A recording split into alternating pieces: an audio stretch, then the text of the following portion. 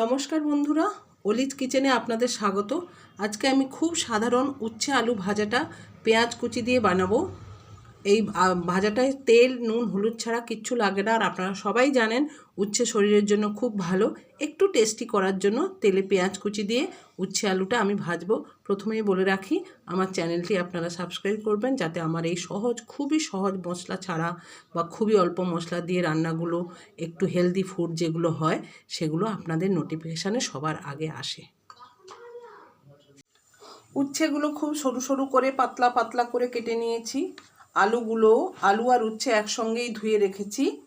আলু আর উচ্ছে ভাজবো পেঁয়াজ কুচি দিয়ে আলু আর উচ্ছে ভাজবো। গ্যাস জেলে আমি কড়াটা বসিয়ে রেখেছিলাম। কড়াটা গরম হয়ে গেছে, এবার তেল দিচ্ছি।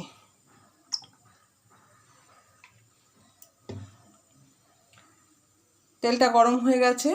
এই উচ্ছে আলু ভাজাটা ফোড়ন হিসেবে, সবাই তো এমনি উচ্ছে আলু ভাজা খেয়েছেন, এটাও হয়তো অনেকেই খেয়েছেন, কিন্তু এই উচ্ছে আলু ভাজাটায় ফোড়ন হিসেবে আমি দেব পেঁয়াজ কুচি।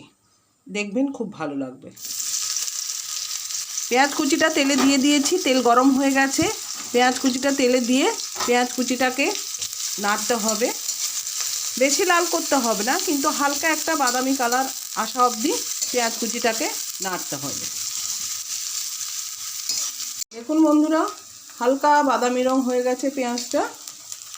এবার উচ্ছে আলু যে কুচিয়ে রেখেছিলাম, এটা পুরোটা দিয়ে দিলাম।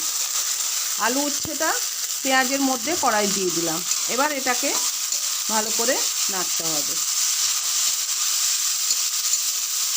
কিছুই না, খুবই সাধারণ রান্না, কিন্তু স্বাদের একটু বদল হয় পেঁয়াজ কুচি দিয়ে আলু উচ্ছেটা ভাজলে।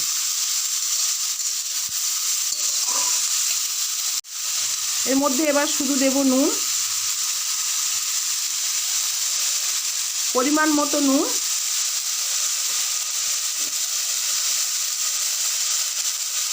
আর হলুদের গুঁড়ো। ব্যাস, আর কিচ্ছু কিন্তু লাগবে না।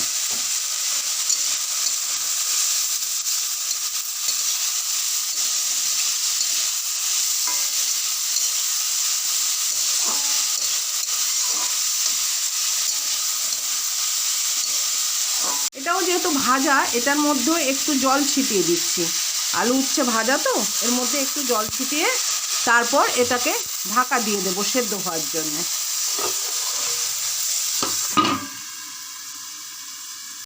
ঢাকাটা খুলে দেখি।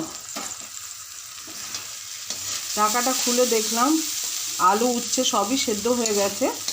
আর একটু লাল লাল হলেই নামিয়ে ফেলবো। এটা এবার কিন্তু পুরোটাই হয়ে গেছে। আলু উচ্ছে পেঁয়াজ দিয়ে ভাজাটা পুরোটা হয়ে গেছে। এবার আমি এটাকে বন্ধ করলাম, গ্যাস বন্ধ করলাম। আমার রান্নাটা তো পুরো হয়ে গেছে। আমি এখানে নামিয়ে নিয়েছি, নামিয়ে আপনাদেরকে সাজিয়ে দিয়েছি। আপনারা আমার চ্যানেলটা সাবস্ক্রাইব করবেন, ভালো লাগলে অবশ্যই লাইক করবেন, আর মতামত জানাবেন কমেন্ট বক্সে। আপনারা সবাই ভালো থাকবেন।